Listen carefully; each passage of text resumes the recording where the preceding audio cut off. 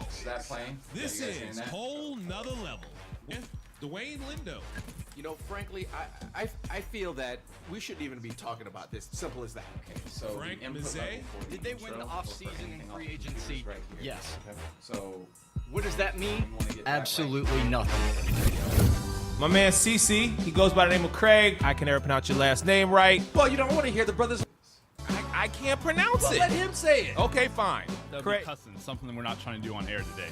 And Derek Wilson. I didn't know Eric was going to let you talk. Don't hate the player, hate the game. I've seen enough Facebook posts to know that you're not a Giants fan. Everybody's going to start going, and you got the music in the background. When you want to fade out of that, just use this input level and turn it down. Gotcha. Okay, that'll be the easiest way to do it. All right, and as soon as you guys are ready, we'll go into it. Are you guys want to take any breaks, or you're just going to do hour and a half straight through? We'll just do it straight through. Okay, cool. Okay. So whenever you're ready, just go ahead and hit play, Okay. and then here are your mutes, and run it from there. I'll be right here, so if you have any questions, just flag me down. Here's a pen and some paper. So we're gonna write it instead of stay in it. You guys are in the middle of a conversation, and I'm right here. So. Damn it. Son of a bitch. You get it to work? Does it work all right? Yeah, it works fine. Oh, I got something else going Yeah, on. he's got his damn college games going on right now. Are you ready? Dude, man, I'm born ready, dude. I'm muting you right now, bitch. You are. Hey, wait. All right, don't get that Tony Reale mentality here. What I'm saying, I'm going to start. All here's Dwayne. Son of a bitch. All right. Muting you, I'm muting you. All right, here we go. 3, 2. Hey, here we go. Check this out. This is Whole Nother Level with Dwayne Lindo. You know, frankly, I feel that we shouldn't even be talking about this. Simple as that. Frank Mazzei. Did they win the off-season and free agency? Yes. What does that mean? Absolutely nothing. My man CC, he goes by the name of Craig. I can never pronounce your last name right. Well, you don't want to hear the brother's last name.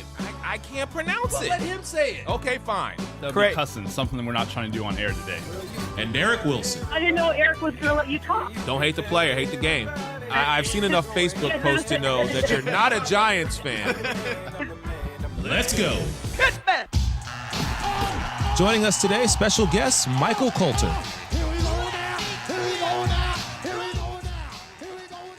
And welcome to another edition of Whole Nother Level.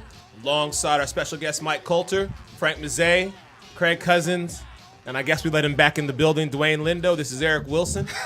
Great. Gentlemen, Great. how's your week been so far? Doing well, ready to roll? Doing good. How are you? Good, I'm doing well.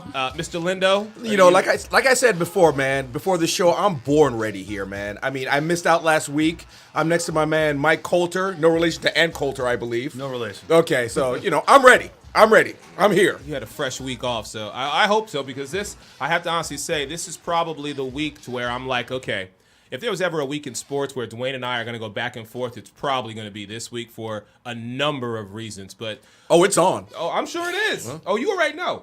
We could Dwayne and I could go a full hour and a half just talking, but we're gonna let everybody else come in. Anyhow, we do this each and every Saturday, Whole Nother Level.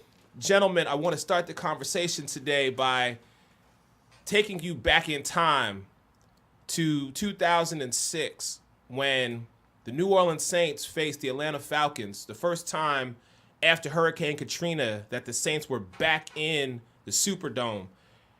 Tell me the game Thursday night was not reminiscent of that. That's what I saw when I watched this game on Thursday. Yeah. No, I'll jump right in. I'll jump right into it. I'll actually start off by saying I'm the only one in this room that picked the Saints. So I'm going to give myself a pat on the back here. But yeah, man, it was awesome. It was a good game for the Saints. It was a good bounce back game for them. As you know, they've been struggling the entire season. And Drew Brees, I think his shoulder looked a lot better the last 2 games. So he's been able to put some things together with that offense. They haven't really gotten Brandon Cooks involved like, was hyped up. But Willie Snead's really stepped up in Jimmy Graham's absence and brought something to the passing game. And then Ben Watson, what is he, like 10 years in the league, 12 years in the league, and put up 130 yards and a touchdown. So, I mean, people are stepping up for them, and it was just their night. The ball bounced their way. I think possibly the rumors of the Saints' demise at least mainly by me, might have been over exaggerated. They showed that they have championship pedigree. Their coach Sean Payton and Drew Brees, and they played like it that night. And I've never said that that's an easy place to play. Usually it has been. I just saw too many inconsistencies from them this year, and I've not really seen much from Rob Ryan's defense. Although I'll give him some love. They actually did show up and play a little bit. Of course, Atlanta shot themselves in the foot quite a bit as well, but they showed heart. What happened with the Atlanta Falcons? 5-0, division rival, Thursday night primetime game. And I mean, Atlanta did not look like the Falcons that we had seen in the previous weeks. I mean, don't get me wrong. Julio Jones, even not at 100%, still had, a decent game. The running back combination of Coleman and Freeman, those two young studs are going to be exceptional if they stay the way they are in this league. I mean, I saw Coleman burst through the defense of Rob Ryan, one shot for like 20, 25 yards, and I was like, where did he come from? Never even saw him get touched, going straight through the hole.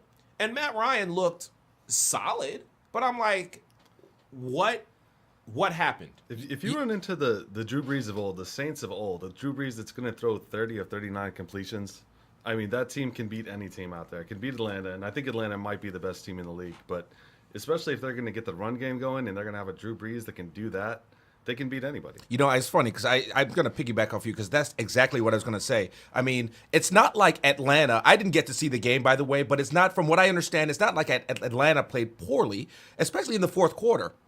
Atlanta tried to step it up a bit, scored 14 points, but New Orleans played of New Orleans of old, 2-3 years ago. I mean, and they basically came to play. You have a Drew Brees that threw for over 300 yards.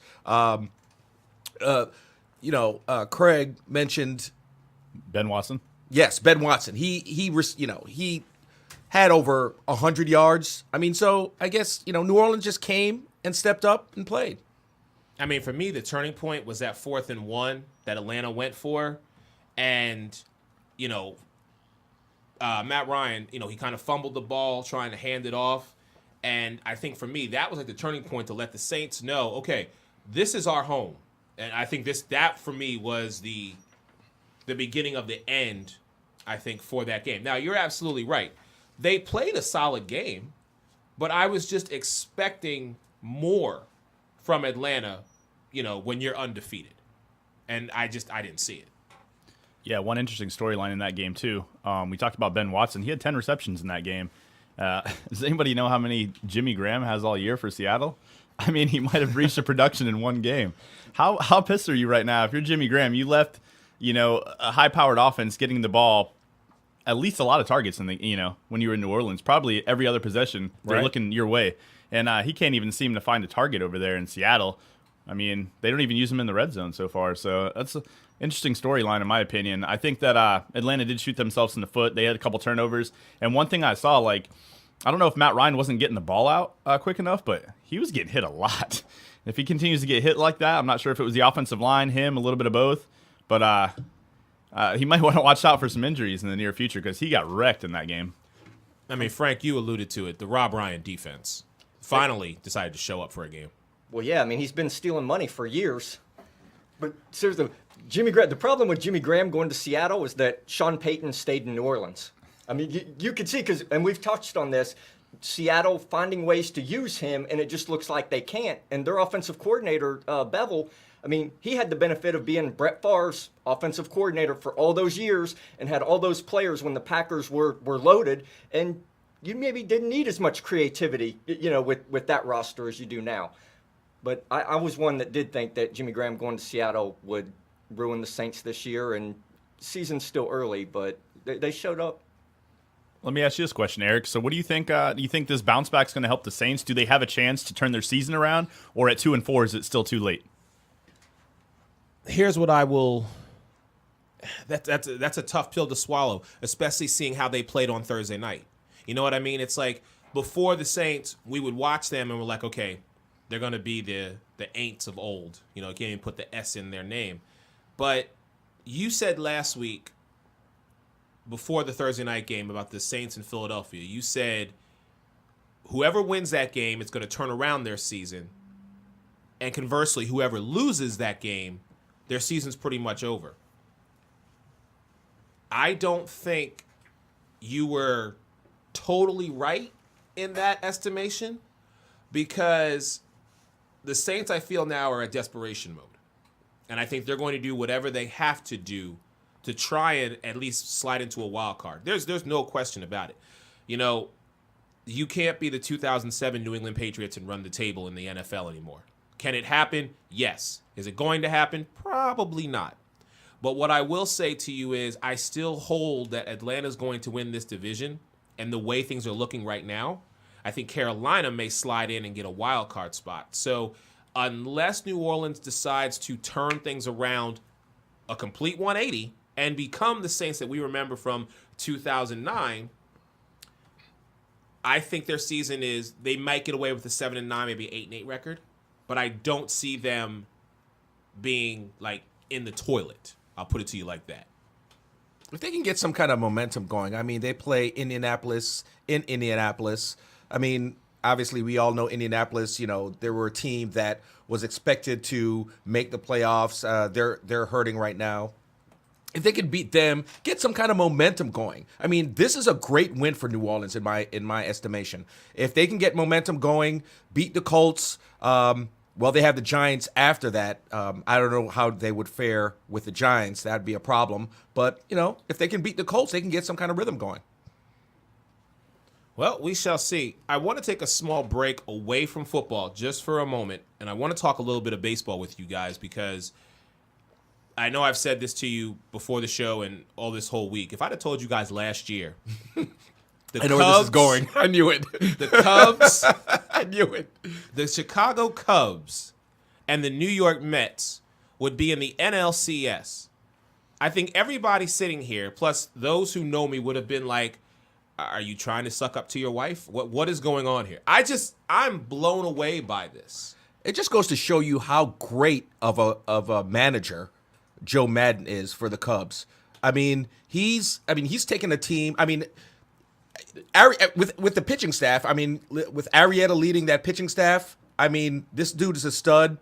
I mean, Madden has put the pieces in place to put this team where it's at right now. I mean, I think he's the big part of the puzzle here. You got a glimpse of this last year. Even though they lost 89 games, a lot of their young players are rookies, first and second year guys that are homegrown, drafted from the organization. You look at Bryant and Rizzo, I mean, that are really contributing, and I don't think they even thought themselves that they would get this kind of contribution from them this year. But you bring in a guy like Joe Madden with that much talent, I mean, and he's not going to have the problem in Chicago that he had in Tampa. The Cubs have money. They can keep all them players happy and long for a long time. And think about it. When Madden brought Tampa Bay to the World Series, they were all young kids. I mean, he took no names and basically brought them to the World Series. If you can remember that, With the lowest payroll absolutely in Major League Baseball. Absolutely. I mean, he's just a master of putting the pieces into place to get these kids to go to the next level. Yeah, he gets the best out of every player that he can, and with the minimal funds, like you guys alluded to, it's pretty awesome story.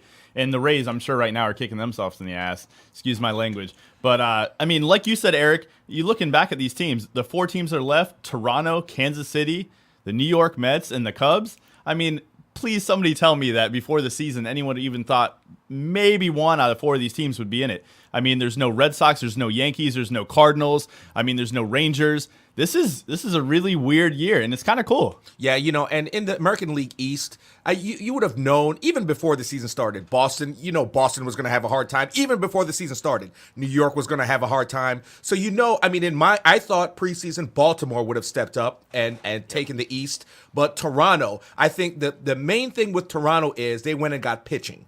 So, you know, they've always, for the past 2 to 3 or 4 years, if you ever look at the run differential every year for the past 2, 3, 4 years, Toronto is, well, the run differential it doesn't really make a difference, but in terms of runs scored, I mean, they went through the roof because they've always had hitting. When I say always, maybe the past 2-3 years, but pitching was a problem. They went and got pitching in the after the All-Star, after the trade deadline, and look where they are now.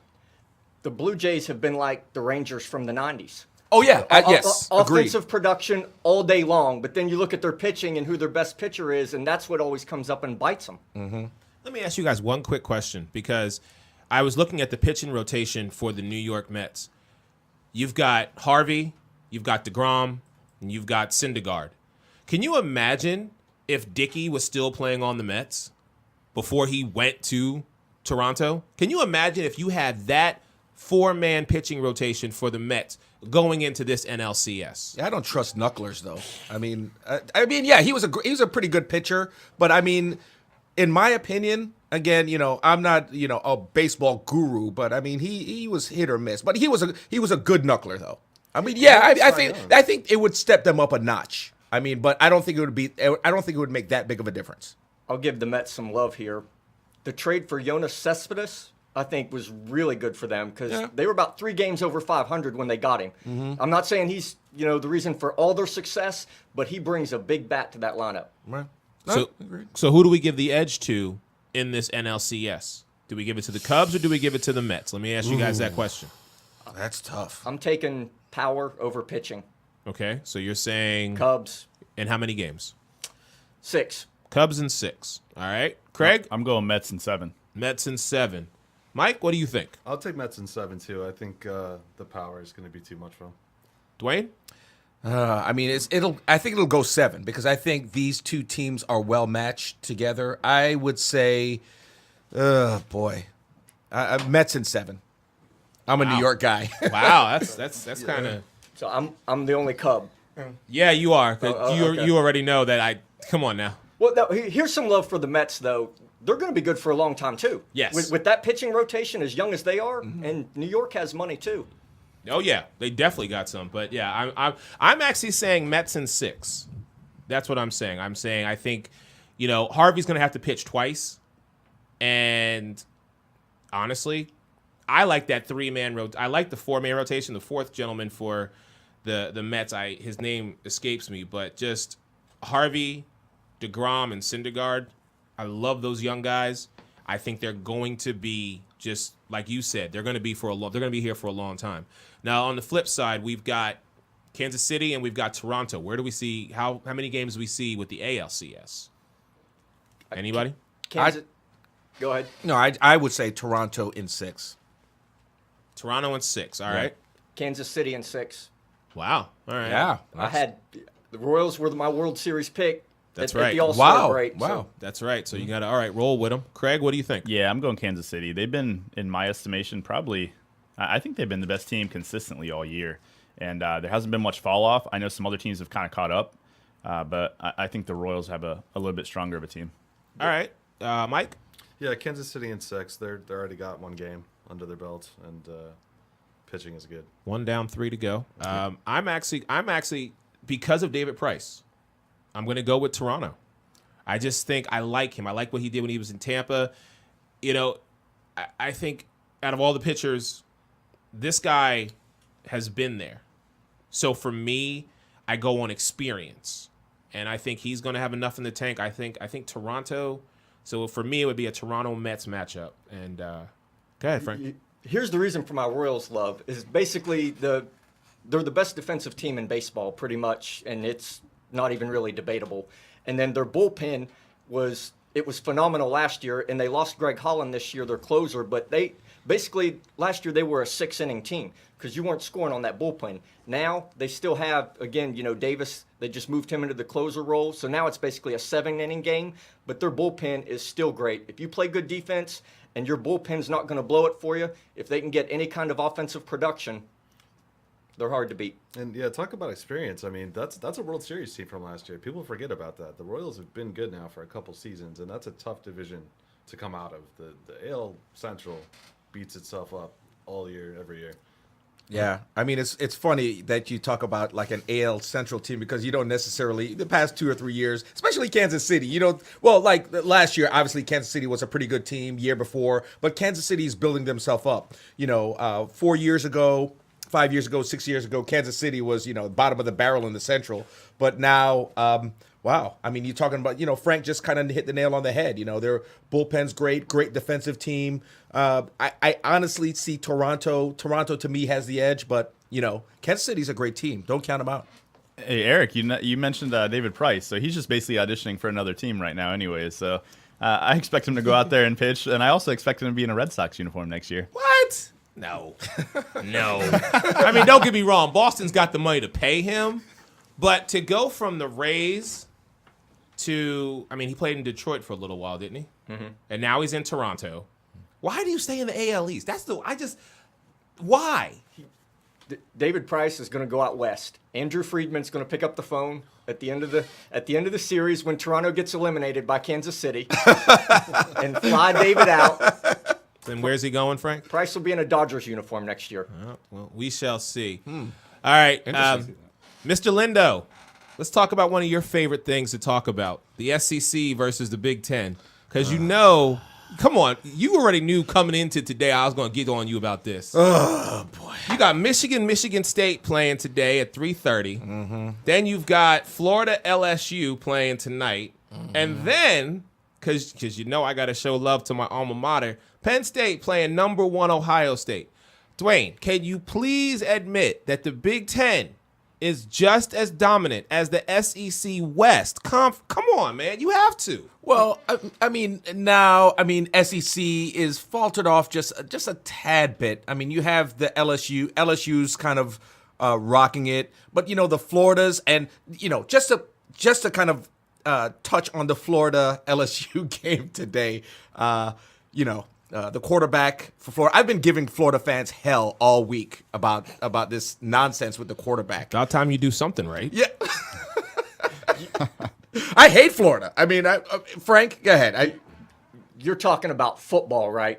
What do you mean? Not women's volleyball or basketball. Lacrosse. Big Ten basketball. So, you're referring to the whole Penn State Ohio State thing? Is that what you're referring to? No, just the Big Ten as a whole. Yes, I'm referring to Big Ten football. I just wanted to make sure that was the comparison that you're saying the Big Ten. Honestly, first off, I don't think Florida has a snowball's chance tonight. There's going to be way too much Leonard Fournette, so that's done and out of the way. I think Michigan State is going to derail the Harbaugh hype of Michigan. And honestly, if you put Michigan State in the SEC West, where they had to play LSU, Auburn, Alabama, that schedule, Ole Miss, Mississippi State, to me, I wouldn't pick them to come out of it. I'm not talking about you, Frank. Okay. I understand. I just want Dwayne.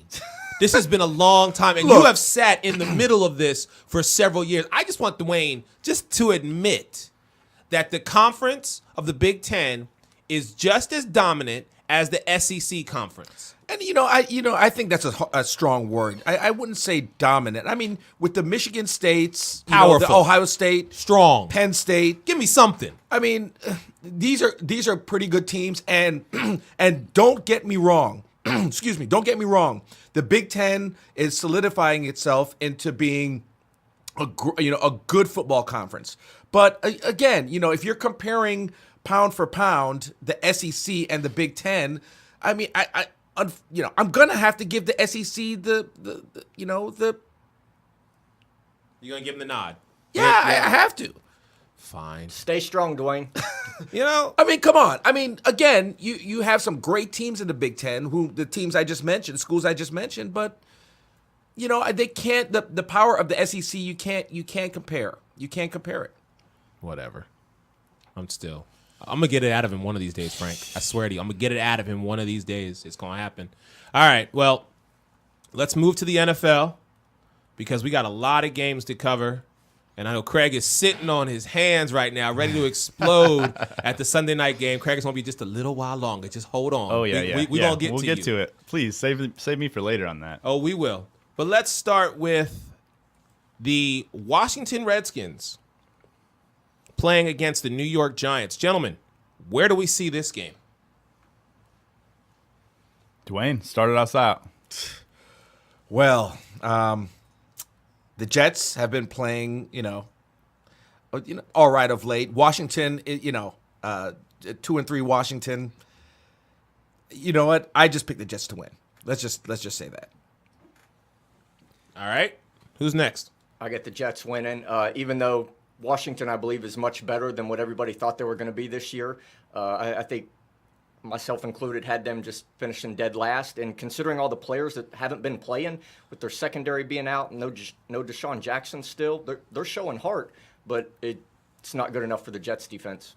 Yeah, I think the Redskins have actually played pretty good this year for what they had coming into the season. Nobody really expected them to do very much. The whole RG3 situation is still a mystery to me, to where they haven't even traded him. He's pretty much inactive on game days. They could still get something for him, in my opinion. So I think they need to do that before the trade deadline and just cut ties, because obviously they believe in Kirk Cousins now. I just think playing in New York's coming off a bye week. They get Sheldon Richardson back, so that defensive line is going to be even better, and they already had a great defensive line. It's going to be a real tough spot for Cousins and Washington to go in there and get a win. I think they'll keep it close in the first half, but I think New York will pull away. You gonna give it to me this week, Craig? You gonna give it to me? You gonna give me a JETS? I'm waiting on it. I've told you, I am never giving you a JETS. I don't even know why you ask, Eric. Because, have mean, to. It's never going to happen. You're asking Craig. I mean, you ask Craig every week. You've asked me one week. Like, we're going to do that. I just don't even get why you're asking this. It just doesn't make any sense to me. Listen, I just want to see if you gentlemen can, for 1 week, put your egos in check and just, you pick the team to win. If you don't like them, then pick Washington. That's what I'm saying. So, I mean, That's like picking a Keystone Light over Newcastle. It's not going to happen. all right, fine. Never gonna say fine. that. Jets. I mean, Mike, what do you think? Let me ask you. Yeah, I got to take the Jets too. Chris Ivory's been much better than expected. They're coming off a bye week. Fitzpatrick, he's not a great quarterback, but I think he protects the ball enough where they're going to win close. He's a broke man's Jay Cutler. Absolutely. He takes chances. You know he's going to make some good plays. He's also going to probably throw 2 picks a game, but he's not afraid to, he makes one mistake and he comes back and throws the exact same ball the next play. You know he's smart. He went to Harvard, so. Apparently not smart enough to win games. I mean, Well, they're 3-1. yeah. That's what I was about to say. they're 2-2. I thought 3-1. Oh, they are 3-1. 3-1. They've just lost to New England. No, they lost. No, they lost. To No, Philadelphia. I'm sorry, Philadelphia. Yeah, That yeah, hasn't sorry. come yet, Dwayne, Yeah, but yeah, it will. yeah. We'll wait on that one. Right, Wait on that one. That might be the only game that I will say JETS if they lose. All right. Across the board is the Jets all the way. All right, let's move to another game that I don't even know why these two teams are playing, but they have to. It's a division game. Chicago going into what could possibly be Jim Caldwell's last game as the head coach of the Detroit Lions. Gentlemen, anybody picking Detroit this week? I am, actually. I You think are? The Lions' Den. No, I'm not picking it because the Lions' Den. I just think that Chicago is not a great team. They've been playing decent the last couple weeks. They have Matt Forte. I don't know what's going on with Alshon Jeffries, if he's going to be back or not, but he hasn't really played much this season. You know Cutler's going to turn the ball over a couple times. I mean, the Lions have to win a game. It's a division game. It's at home. I expect a big game from Calvin Johnson because he needs to snap out of things. Matthew Stafford is pretty rattled, though. They benched him last week, so I'm curious to see how he's going to come back and respond.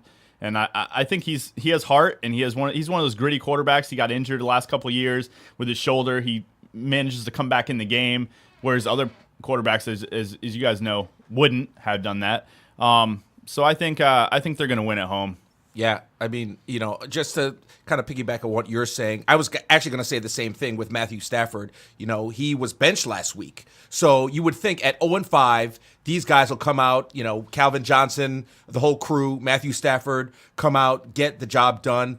Detroit, they're 3-point favorites in this game. And Chicago, I mean, this is the game they need to win. They're talking about a struggling Chicago team as well. So if there's any game that Detroit should win, it should be this one. So I see Stafford and Johnson and the whole crew kind of stepping up and getting the job done. So you're saying Detroit's going to win? Absolutely. All right. I got the Lions winning because, again, for all the reasons you said about the Bears, and to me, the Bears didn't beat Kansas City. I mean, I can't even count that win just because of how that game went. So to me, Chicago is a one-win team, basically. And I think the Stafford benching was more that they were just getting blown out and for his own protection. No reason for him to be in the game because they weren't coming back. They damn sure weren't going to win it. And if there's any chance that the Detroit players want to save Jim Caldwell's job and play with any kind of heart, this would be the week to do it and get a win. So Remind me to never pick the Kansas City Chiefs in a survivor pool ever again.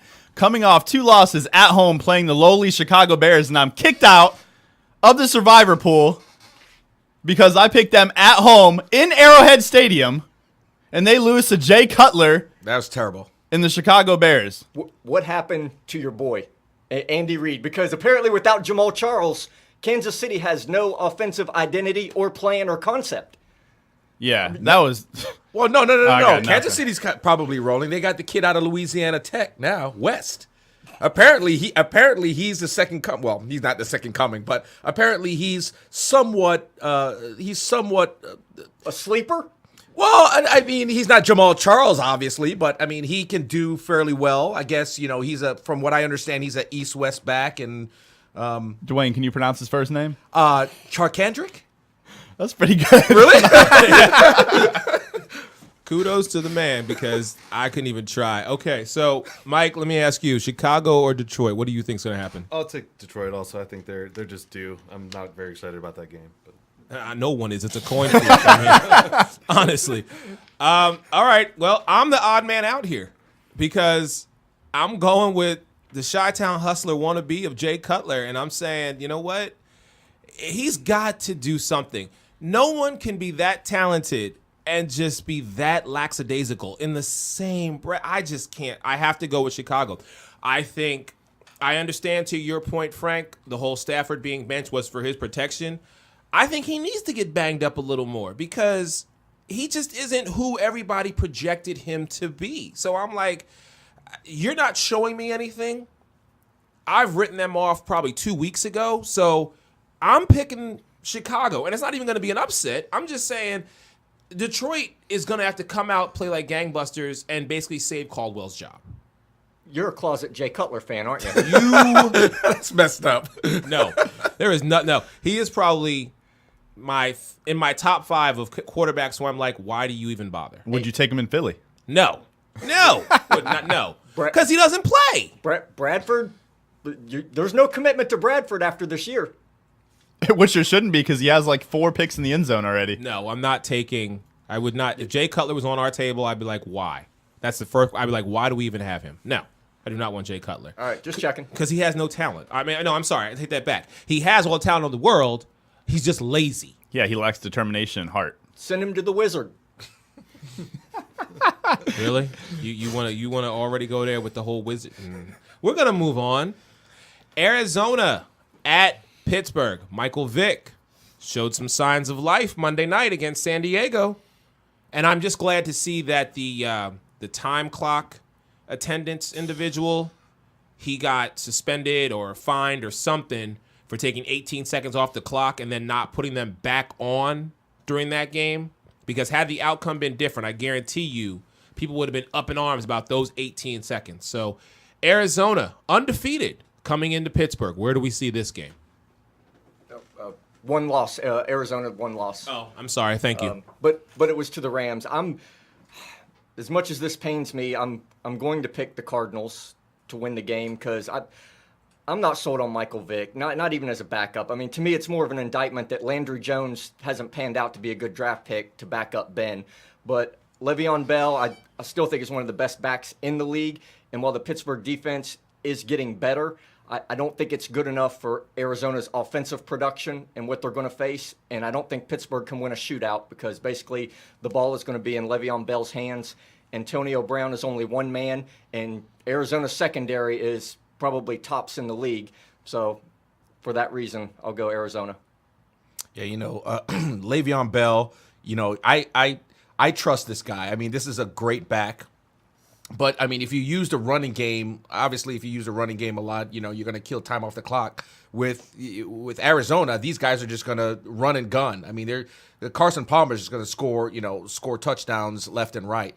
And I don't think with Vic manning the offense, I don't see him, getting to the level of Arizona's level, so to speak. And I'd have to side with Arizona on this one, and they're favored by 3 as well. So Arizona in this game. Wait a second, Dwayne. You trust Le'Veon Bell? What if he was playing in Denver right now? Would you trust him then? Nice. Well, I mean, I given what I saw last week, obviously all of us can agree that was the Pittsburgh game. That was a great game, and Le'Veon Bell, he was clutch. Last play of the game, Pittsburgh won. That to me, I was a Le'Veon Bell fan after that. I mean, honestly. So the thing is, you can't run. I mean, obviously you can't run the ball all the time, and Vic doesn't have the legs that he had 6 years ago. I don't think he can carry this team in a win, to win this matchup. So what you're basically saying is he's not going to do it 2 weeks in a row. Negative. Okay. All right. Here's my take on it. I don't think he did it last week. He had 200 yards passing, and one of them was, in my opinion, a lucky throw for 72 yards to Marcus Wheaton. He didn't do anything all game. And as you alluded to, Frank, Antonio Brown is not Antonio Brown without Ben Roethlisberger. So Michael Vick can't get him the ball. Mm-hmm. Well, I mean, and if you can remember last week, Michael Vick, he had that, I think it was like a 25-yard run prior to Le'Veon Bell scoring within that drive. So if it wasn't for him, I mean, it was a great play for him, that 25-yarder that kept them in the game. Without that, Pittsburgh would have lost. I'm just glad somebody got to Todd Haley. I want to know who made the call on that last play of Pittsburgh giving the ball to Bell, and that he didn't call a Michael Vick bootleg or a short screen pass into the end zone at least. Right. See, that's what I thought too, because again, you had 3 or 4 seconds left on the clock, if I'm not mistaken. So if with the sneak, I think you can call a timeout real quick. But they opted to. That's how much trust they had in Bell. I mean, that's in my opinion. Maybe they thought he still had the 18 seconds left. No, I think I got Arizona winning this game as well. I think their defense is too strong, and I think it's just a different game without Roethlisberger. If Roethlisberger was playing, I would actually go Pittsburgh in Pittsburgh. All right. Mike, where do you see this? Yeah, I totally agree. If Roethlisberger was playing, I would take Pittsburgh, but Michael Vick is a liability now. He's 3 games away from probably having cracked ribs, being on a gurney. You got to keep the cart ready for that guy at this time. I mean, we've seen it before. He'll come in for a couple games, he'll get comfortable, he'll start running the ball, and he'll take a shot. And then who do you have then? So, yeah, I'll take Arizona. Well, you have Landry Jones. Right. Right. Which is why you brought Michael Vick in. That's all you need to know about Landry Jones and his potential. Well, it's a hard pill even for me to swallow, just because I like Mike Tomlin and I like the Steelers as a whole. However, I can't argue the fact that this is a regular season and Carson Palmer is playing well. Larry Fitzgerald, again, another stud in the NFL, a man who has shown that Father Time is not going to catch up to him anytime soon. So I'm saying Arizona wins, and I'm actually going to make a pretty big prediction in here. I'm saying Arizona wins by like 20 points. I mean, Dwayne, what was the line again you said? It's Arizona's favored by 3. Right. Yeah. So I'm saying Arizona puts up big numbers over Pittsburgh this Sunday. As much as Pittsburgh is a different team without Ben Roethlisberger, they're also a different team without Pouncey at center. Yeah. And they're probably going to lose him for the whole year now because of an infection in his ankle. But he's by far easily one of the top 3 centers in the league. So him not being there, even for running the ball to help Bell out, I think it changes who Pittsburgh is. You could actually look at the other side of things, too. Arizona was an awesome team last year. I think they were number 1 in the league before Carson Palmer went down.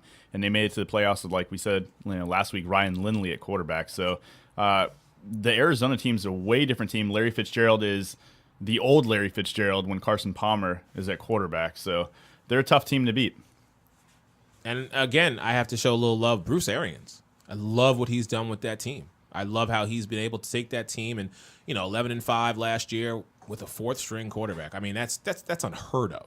I don't think that's ever happened. And if it has, I can't tell you the last time that actually happened. So, all right, Arizona across the board. Next game, we've got, man, why? Kansas City, who is another, well, Craig just said, don't take Kansas City in your survivor pool, ladies and gentlemen. They will do you dirty. Going into Minnesota, Bridgewater and Adrian Peterson. Where do we see this game going? No Jamal Charles. Oh, boy. This is going to be – I'm not going to say this is going to be ugly, but, it's I think Minnesota will take this one. I mean, Minnesota just needs to win at 2-2. They just need to step it up and get the W here. I think Kansas City is just going on a downward spiral, and obviously with Jamal Charles out, maybe West might step it up. You know, this new running back they have who on the depth chart past Nile Davis. Who knows? It'll be a close game. I say Minnesota takes it though. Yeah. Minnesota's coming off a bye week, so they've had 2 weeks to prepare for Kansas City. Kansas City's shorthanded. One player I like, and I want everybody to remember this name. He played at Maryland, Stephon Diggs, and I actually wanted New England to draft him. He's explosive. He's an explosive returner, and he has good hands. And he quietly had, I think, 7 receptions for about 80 or 90 yards right before their bye week. So that's someone to keep an eye on. Maybe a new weapon for Bridgewater, get him involved in the offense. And obviously it's a lot easier when AP is running the ball like he is. Mm-hmm. Yeah, I got the Vikings. Minnesota knows who they are. They have an offensive identity, and I can't say the same about the Chiefs. All right. The Chiefs are efficient, and I'll actually take the Chiefs in this one. I'll say that Alex Smith does enough. Is that a big game from Jeremy Maclin? I think it's going to be. I think Charkandrick West can step up. I mean, I think the line is block well for Charles, and I think it's going to be a close game. I mean, and I agree. I wholeheartedly agree that this will be a close game because I can't see any team blowing either of these teams blowing each other out. I can't see it. I say it's going to be a 3-point game. Macklin's still playing? I know it may not look like it on the stat sheet. Oh, okay, but he's on the field. No, he's had some good stats last couple weeks. Yeah, Really? the first 2 weeks he was invisible. Yeah, Right. and then they were like, oh yeah, we brought in Maclin. We're gonna throw to him finally. I want to like Andy Reid. I love Andy Reid. You know what I'm saying? But I just can't see it this week. I said this previous shows. The combination of Bridgewater and AP, their chemistry is starting to come around. So I'm going to take Minnesota on this one. And I agree with you, Dwayne. I don't see it being a large gap between the two, but I think it might be more exciting than people are going to give it credit for. But I'll take Minnesota in this game. Let's move on. With their comeback win last week against Seattle, Cincinnati playing Buffalo. This is a hard game for me, gentlemen, because I have picked both these two teams to win their respective divisions, and the only team that seems to be upholding their end of the deal right now is Cincy. So I don't know. I'm torn between the two. I really think that Rex Ryan needs to show, that public relations genius of his. He needs to bring it on to the field. But can we touch on Sammy Watkins for a minute? Because Sammy Watkins was drafted 2 drafts ago now, correct? And has come out and said that the Buffalo Bills are making him look bad. He needs to get the ball 10 times a game. And I'm just thinking to myself, you barely got the diaper off your behind, and now you want to start throwing a tantrum? Is this the terrible twos for Sammy Watkins? Really? Does he know that Tyrod Taylor's his quarterback? I don't know. I really don't. I'll pick the Bengals to win because 2 great defenses, but Buffalo's offense to me again with the Sammy Watkins thing, but Tyrod Taylor, nobody on that Buffalo offense really strikes fear, and especially Cincinnati defense is severely legit, and Cincinnati has an offense to back it up. I mean, AJ Green, add him to the list of somebody else I'd take over Calvin Johnson right now. Hugh Jackson, I think, has made the difference in Cincinnati with Dalton's development and the way they're playing this year. And what Sammy doesn't realize is that Rex wasn't there when they drafted him. So, that was previous Doug Marrone era. So Rex there, but to your point, Eric, that's what you get with Rex Ryan. You get public relations, you get enthusiasm. He's going to make everybody feel good, but it doesn't always translate to on the field. Yeah, I think I would have to go with Cincy on this one. And frankly, I don't even know if Tyrod is even starting that game. I'm not sure if he is or not. But I think Cincinnati, even with Tyrod Taylor at the helm, whether he's playing or not, I'm not sure. He might be questionable, but I say Cincy would win this one. You know, stay undefeated, I believe. Yeah, since he would be only because it was only the one game. But there were 6 teams that were undefeated going into Thursday night. Now there's only 5. I think EJ Manuel might get the start, but even if, I mean, Right. how much of an upgrade? Yeah, here's the deal with that game. Like you said, Tyrod Taylor might not play. If he does, he's going to be a little banged up. EJ Manuel, not an upgrade over him. I mean, it's pretty much a lateral move. He doesn't run as well. I think he's a little bit better of a passer. Sammy Watkins is questionable. Percy Harvin's questionable. Their whole offense is banged up. The one thing I will say is I believe LaShawn McCoy is back this week. I just read that he's going to play. So that is a potential, not a potential, it's a benefit for Buffalo. But here's the deal. I mean, he's been out 2 weeks now with a hamstring injury. All it takes is the right move again to tweak it again. Hamstrings they linger and linger and linger. So we'll see how that pans out. But Cincinnati's playing phenomenal right now, and I just don't see Buffalo having enough, to win that game. Cincinnati just has way too many weapons. You can't stop. AJ Green has 500 yards already. He's on pace for like 1,500 yards this season. Tyler Eifert, the tight end, is really emerging as a legit target, and Andy Dalton is hitting all these guys. I mean, Yeah, he's a legit Gio quarterback. Bernard out of the backfield too. Yep. Dwayne, you picked Cincy, or did you? I picked Cincy. You did pick Oh, yeah, Cincy. absolutely. So, I mean, we're pretty. Oh, guys, you're killing me right now. I don't know. I'm being dead honest with you. I've been riding both bandwagons this year, and wow. I mean, Shady's back.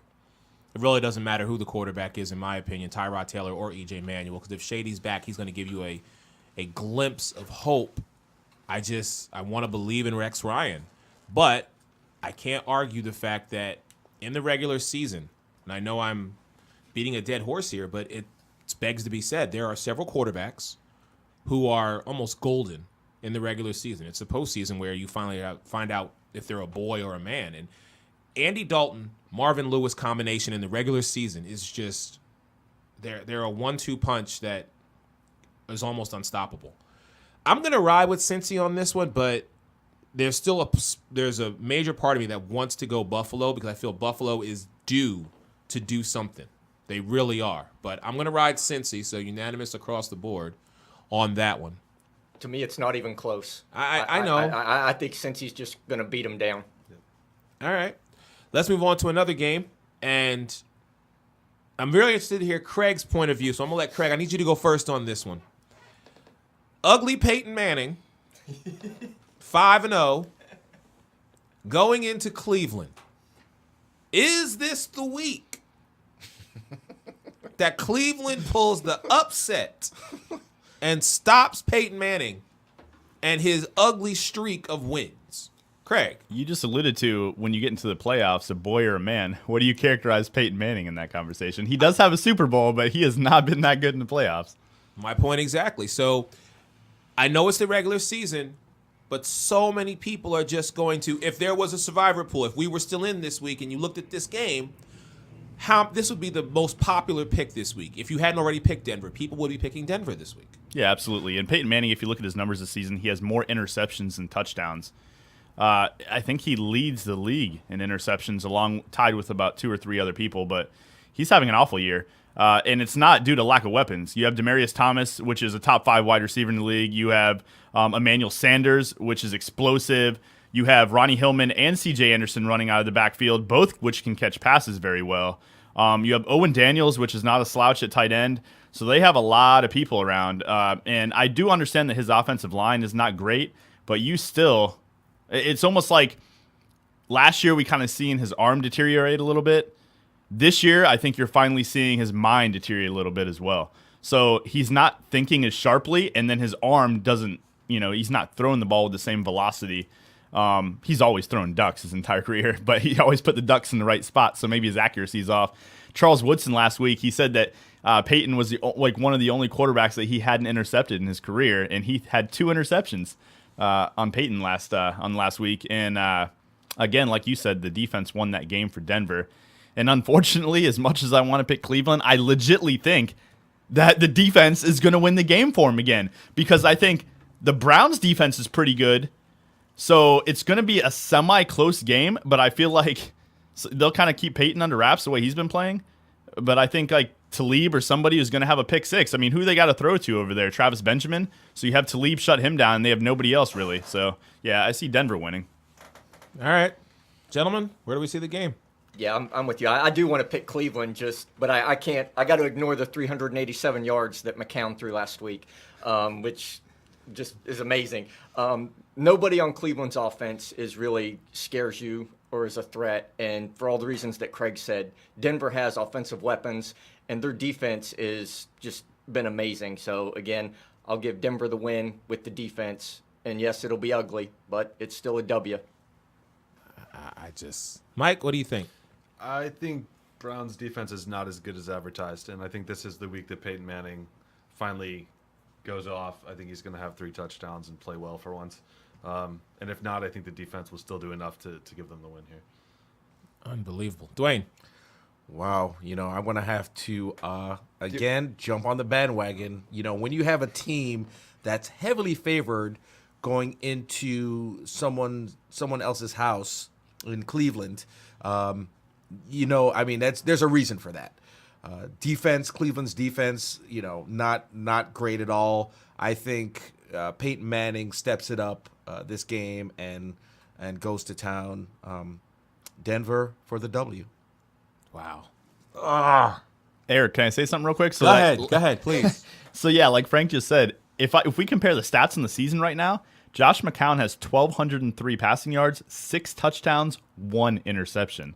Peyton Manning, 1,234 yards, 6 touchdowns, 7 picks.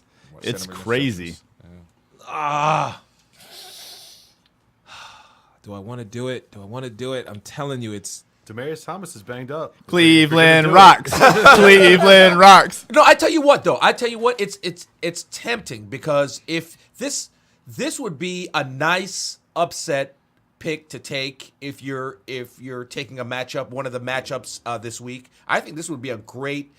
But I don't know. I just can't do it. I can't pull that trigger. Not in this game. I couldn't do it. all right. Fine. I'm gonna roll with y'all this week.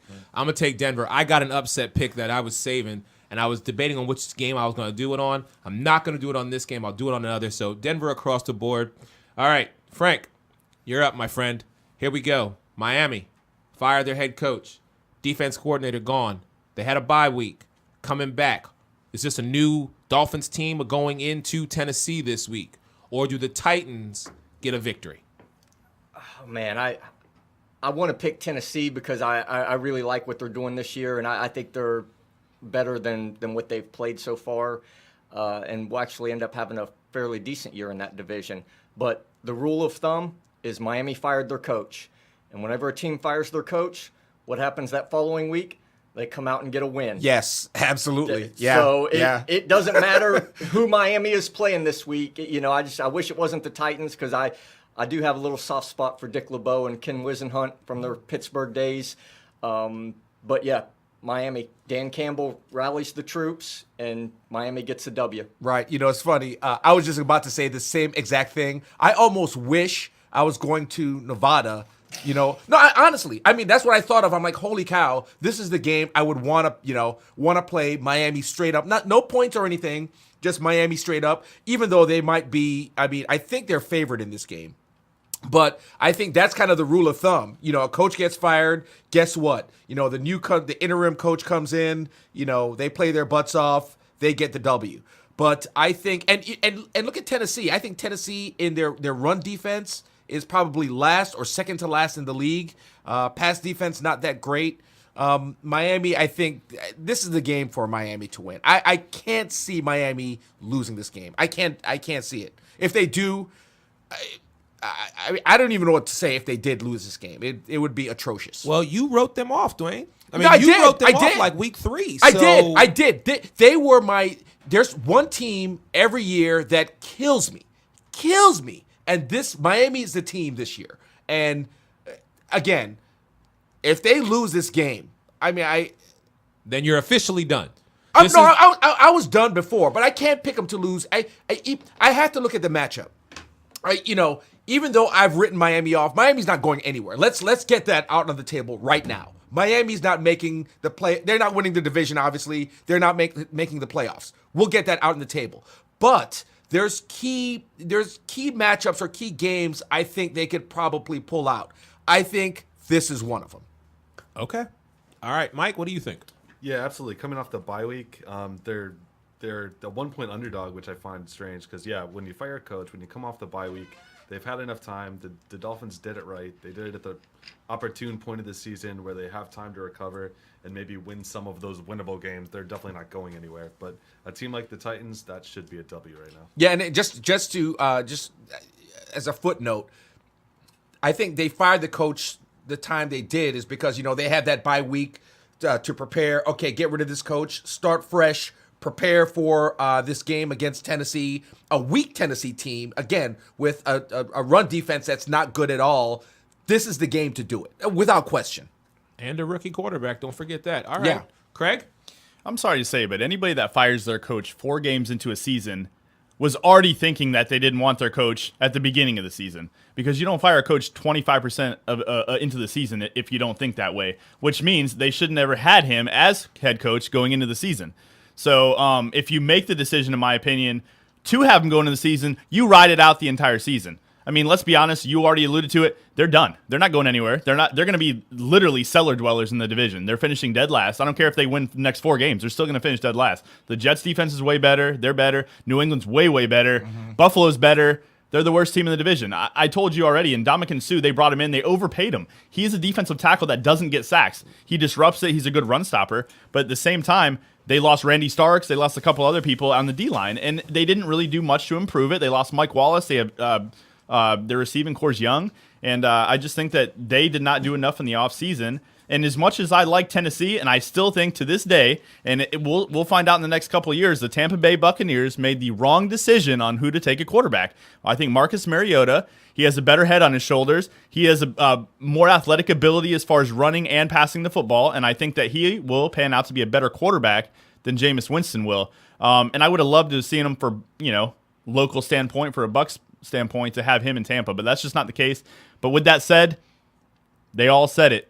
Teams, for some reason, respond. They do not lose when they have a new head coach. The guy's fired up. I mean, I listened to the press conference. I was like, oh, man, let's get him over there in New England. No, not really, but you know what I'm saying? I mean, they're going to buy in at least for a week or two, and then we'll see how it pans out. So, yeah, they're going to beat Tennessee. Yeah, and I understand what you're saying about, firing the coach 4 or 5 games into the season, and they're not going anywhere. We've already established that. But even though they're not going anywhere, you need some kind of spark. And this is the spark they need. Firing the coach, bye week.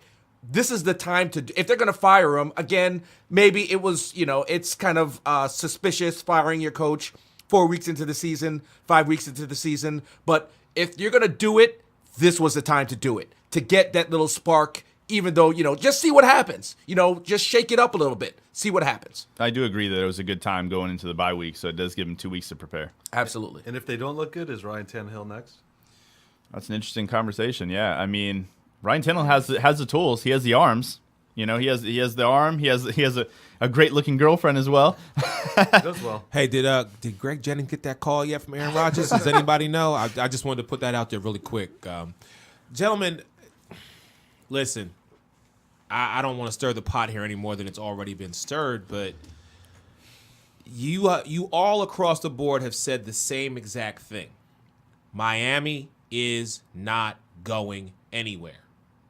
And for that reason, I have to say no. Tennessee at home, if this was in Miami, let me be perfectly clear, we would be unanimous across the board. It is in Tennessee. I don't care how fired up the new coach is. You're supposed to be fired up. That's your job. I'm getting choked up about Tennessee here. But what I'm saying to you is you all have said the same exact thing. No matter what, yes, there is something about a new head coach coming in, everybody fired up. That's what you're supposed to be. This is football, for Christ's sake. I'm saying Tennessee's like, no. You're already in the toilet. You can just stay there, and we'll just flush you down the drain. I'm taking Tennessee, not even as an upset. I'm just saying they're not doing anything. Yeah, let's not forget, Tennessee's also coming off their bye week. Yeah, and, like Coulter said, I think they're 1 point, Tennessee, they're 1 point favorites? Tennessee, 1 point favorites at home. Right. So, and that's the reason why they're 1 point favorites, because they're at home. You know, that's the only reason. All you need is 1 point to win, Dwayne. Yeah. That's it. So I'm saying Tennessee. Yeah, I mean it's not far fetched to think that Tennessee can come out of this with a W. I'm just saying that Miami. This is the game Miami should win. Explanation point. Explanation point. Explanation point. I will say this, Eric. If Tennessee does win this game, it's going to be interesting to see what happens in the next 5-6 games because Indy's winning the division at 3-2 right now, and they have a train wreck schedule the next 5 games. So I could easily see them going 1-4, and that division could be up for grabs. You never know. I think to your point, Craig, that Philbin should not have been there this year. That they obviously didn't want him, and with Mariota, he's going to benefit much better being in Tennessee with that coaching staff. Then they'll get way more out of him, I believe, than what he would have gotten here in Tampa with Dirk Cutter and Lovie Smith. Yeah, and I agree. The only thing I will say is that Jameis Winston has way better weapons. I mean, you have Vincent Jackson, Mike Evans, an awesome rookie season last year. Doug Martin's back on a contract year. You look at Tennessee's weapons, it's like, Kendall Wright, Bishop Sankey. Right. Yeah. All right, gentlemen. Well, let's keep the That's show a good going point. here. Very good point. Yeah. Houston, divisional game coming to Jacksonville. Dwayne, what's up with your Houston. I know you're going to say that. What's up with your AFC West pick? Not Right. AFC West, AFC South pick to win the division. Right. I knew that was going to come up. I knew it was going to come up. Even talk. Oh no, you already knew this week was all about me and you. You already knew it. I knew it was going to come up, but Wait, who's starting at quarterback? There you go. We don't even know that question. That's number one. Number two, JJ might not even play. He is an illness or something. Come on now, Jacksonville. Somebody show some love. I'll take it. Jacksonville's going to win this game. I'll go first. Jacksonville's winning. Yep. It's just gone from bad to worse for Houston. Both teams at 1-4. Man, I thought Houston would have done a lot better job in the season. My pick's not looking good, obviously, and I knew it was going to be brought up. Houston's not even at home. I think they're in Jacksonville. They're in Jacksonville this weekend. Yeah. I'm going to take Houston. Look, the man stands by his pick. You have to unless they're completely done. It's a must. Say whatever you want to say about it, but Dwayne stands by his pick. I have to give you that much. That's about all you're going to get from me today. But Right. All right. Go ahead, Frank. DeAndre Hopkins can only play one position. He's playing it real well, though. Yeah, I know. He's the only person playing on that team right about now. Greg? You know what? I'm going Jacksonville, actually. And I'm going Jacksonville because I seen a big jump in quarterback from Blake Bortles from last year to this year. And he's playing phenomenal. And Allen Robinson and Allen Hurns, these receivers are stepping up. They got TJ Yeldon, which is running hard. Yeah. And their defense is not they're not too shabby. I mean, unless they play New England or someone with a high-powered offense. But it's a division game. They're at home, and Houston's not playing well. So that's why I picked Jacksonville. Make it 3. Jags. All right. Again, for all the reasons that Craig said, and Jacksonville's defense, up until that New England game, they hadn't allowed a 300-yard passer in like 14 games. So the defense is actually pretty legitimate, and I still think, again, Jacksonville's another one of those teams. I think they are better this year than what they showed last year, and that they're going to take a step forward. And look, that division, again, which you said, they could win it. They very well could. Mike, what do you think? I'm gonna have to hold out and take the Texans here. Whoa, my man! Bortles has a little bit of a shoulder thing. Arian Foster is getting more healthy. I mean, it's kind of a slop game, obviously, but I'll hold out with the Texans. Yeah, I mean, I think everyone would agree with that. Slop game, yeah. All right, well, let's keep it moving. Let's take the next game. We've got San Diego at Green Bay. San Diego, to me, is one of those teams which every year, Dwayne alluded to this earlier, where his team that disappoints was the Miami Dolphins this year. I'm not going to say San Diego disappointed me at all. I just think they're disappoint every single year. They're one of those teams that everybody's always on the hype train about this team, and they never, ever amount to the hype that's provided preseason. Phillip Rivers is a good quarterback. I'm not really – the defense is real lackluster, actually. They did get Antonio Gates back. He had a good game the other night, but they're going into Green Bay. Their offensive line is not good. Green Bay's playing well on defense. I see a big game from Eddie Lacy going against that San Diego run defense up until last game, which I think they were one of the worst in the league. Green Bay probably by 2 touchdowns. All right. Gentlemen? Well, you don't see very often. 11.5 favorites, Green Bay. So what Craig just said, 2 touchdowns, that's about accurate.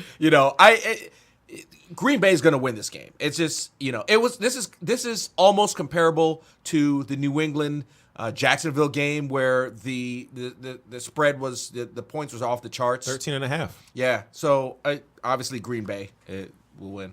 All right. Mike, what do you think? Yeah, I got to take Green Bay. There's really just not a debate here.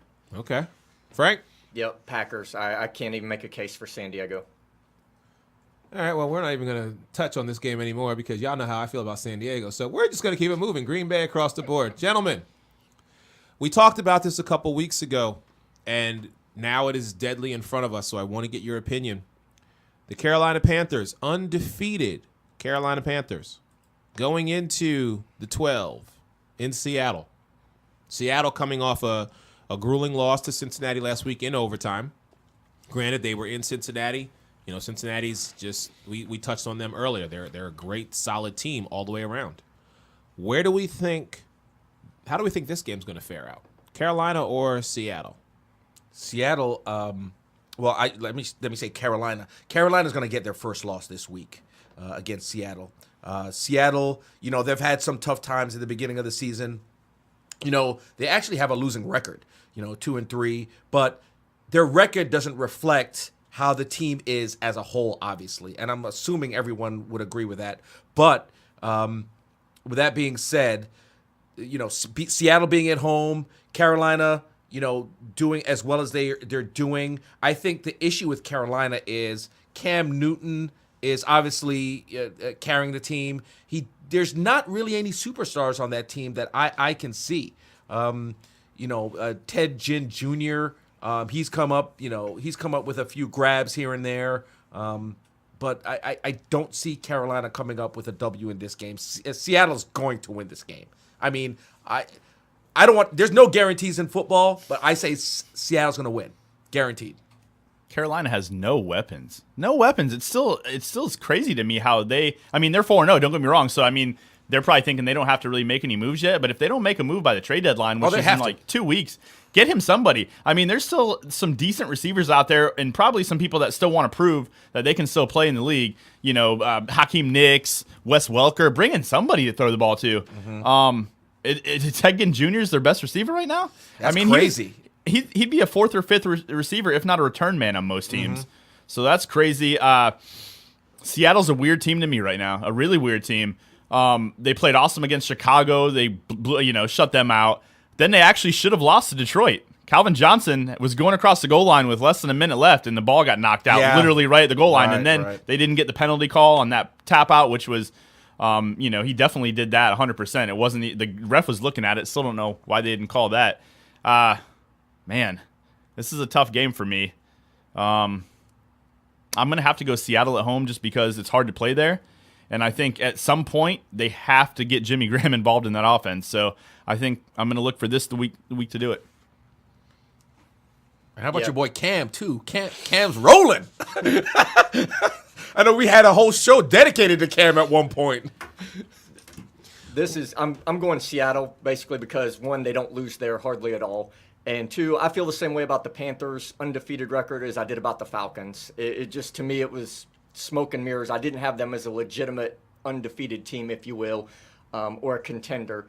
I don't know if Kuechly's playing, so that again, is a blow to that defense if he doesn't. And to your point, Craig, Jimmy Graham has 3 catches of 20 yards or more. He's averaging like 9 yards a catch, which is almost, if you'd have said that when they made that trade, I would have probably laughed. Yeah, what's crazy is that Russell Wilson's always running for his life, and it's 2 completely different passers going to Drew Brees. He's a pocket passer. He has a rifle. He's going to dial it in. He's accurate. Russell Wilson, to me, as funny as it sounds, it's like when I grew up playing backyard football, throwing up the 500 ball, and it's like 350, and then somebody goes up, and whoever catches it has 350. They need another 150 ball to get thrown up. And for some reason, his receivers do a good job of coming down with it. Baldwin and Curse, but maybe it's because they've had a lot of practice time with that. And Jimmy Graham's not used to that kind of style yet. I don't know if Marshawn Lynch is playing either. But again, I still believe in Seattle more than I do Carolina. Yeah, I thought Marchand is going to play this week, and I like them for that reason. And it's in Seattle, but also Carolina hasn't played anybody. We don't know anything about them really. They've played the Bucks, they've played the Jags, a lot of nobody teams so far. And Cam's done a lot, but I just don't see them going to Seattle and getting a win. On the flip side, Seattle has to show me something this week. If they're going to be the contender and the team they've been for the last 3 years, they have to have a good showing. Agreed. Wow. Gentlemen. Do it. Oh, well, you already know. We talked about this a couple weeks ago. I said, if Cam should be so lucky as to be undefeated, to go into Seattle and somehow find a way to pull an upset, we have to throw him in the MVP conversation because of everything you gentlemen said. He's doing this on his own. He has no help whatsoever. And you're right, Mike, to your credit, Cam hasn't really played, the Carolina Panthers haven't played the elite teams in the NFL. So this is his first true test, and we will see not only what Cam is made of, we'll also see with that new Carolina defense with Jared Allen is made of, but what we will also get to see is how legit are the reigning NFC champs in the Seattle Seahawks. Don't get me wrong, Dwayne, you're absolutely right. I love me some Cam Chancellor. I go out and buy his jersey. I love me some Cam Chancellor. I love him because he's that hard-hitting, no BS player. He goes out there and every week he leaves it all on the field. I just can't in good conscience right now look at you and say that's the same Seattle team of last year. And I really want... Wow, that's actually... Craig just handed this to me. 4 games, he's already got 5 tackles. No, look right underneath his picture there. Oh, Jared Allen is out. All right, well, that does change things a little bit. Nope,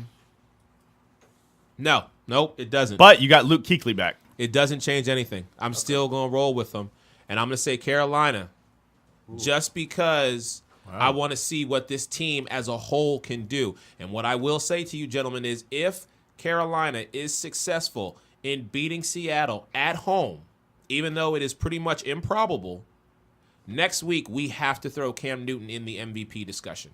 We have to. There's no two ways about it. Because to do what he potentially can do tomorrow, nuts. It's going to be nuts. So I'm rolling Carolina. We got one more game before we let... Well, we got one more game, then we got the Sunday night game, and then it's going to be Eric versus Dwayne. So, gentlemen, let's move on. Baltimore playing San Francisco. And I'll be the first to admit, the Ravens are not the Ravens of old. I think that this is a team that is going to rebuild, and in my personal opinion, you need to get rid of Mark Trestman because as a head coach, he was horrible. He's not that great as an offensive coordinator. I'm sorry. So I'm picking the 49ers to win this game. You know, we talked about Kaepernick last week and where he's going to be at and what's going on with him. You mean Kaepernick? Okay. No, I want to make sure we have our names right here. Colin Kaepernick, but I guess okay. you're picking Baltimore then, Dwayne, to win this game. Yes, of course. All right. Go right ahead. Frank, Craig, Mike, what's up? Ravens win. Even though, to your point, Baltimore is not what they have been, they're still better than San Francisco is. San Francisco is, I know they probably would never admit regretting letting Harbaugh go and that whole impasse, not coming to an agreement, but you can see the regression of Kaepernick and what he brought to that team. The defense isn't even as good. Even though I know they lost some players that's not the exact same defense, still you got Anquan Bolden and Kaepernick are not on the same page. I don't think Kaepernick's on the same page really with anybody. And you got a first-year head coach who'd never been a coordinator, Jim Tomsula, who was the D-line coach. There's nothing going on in San Francisco really that leads me to believe that they're going to get more than 5 wins this year, and maybe not even that. So, I got the Ravens all day. Even if Steve Smith Sr. doesn't play, and no case for the 49ers. If you, Eric, me, Coulter, Craig were playing for Baltimore, offense both ways, offense and defense, I'd take Baltimore for this game. Yeah, what you don't know is I can actually catch pretty well. No, I mean, Listen, whether you listen, can or not, it listen. doesn't matter. I like to hit, so I play defense all day long. So I'm just saying. Well, both, like I said, both ways, offense and defense. I'll be shifty coming out of the backfield. All right, Craig, I assume you're taking Baltimore in this game? What or- I will say really fast is that I can't believe that these two teams played in the Super Bowl 3 years ago. It's count your blessings because you never know how quick things will change. And what they had with Jim Harbaugh and that regime at the time, and then it just came crumbling apart in San Francisco, is crazy. And what he's doing in Michigan right now is phenomenal. I'm taking Baltimore just because I think, and I picked San Francisco to be top 2 worst teams in the league this year, just because of their horrendous offseason. But it's just crazy to think back 3 years ago, these two teams represented their divisions, conferences in the Super Bowl. What I will say is that, and I can't remember who wrote it, but there was an article this week blaming San Francisco's season on Jim Harbaugh. That it was his fault for that whole relationship deteriorating and him running back to college football. And Trent Baalke should look in the mirror.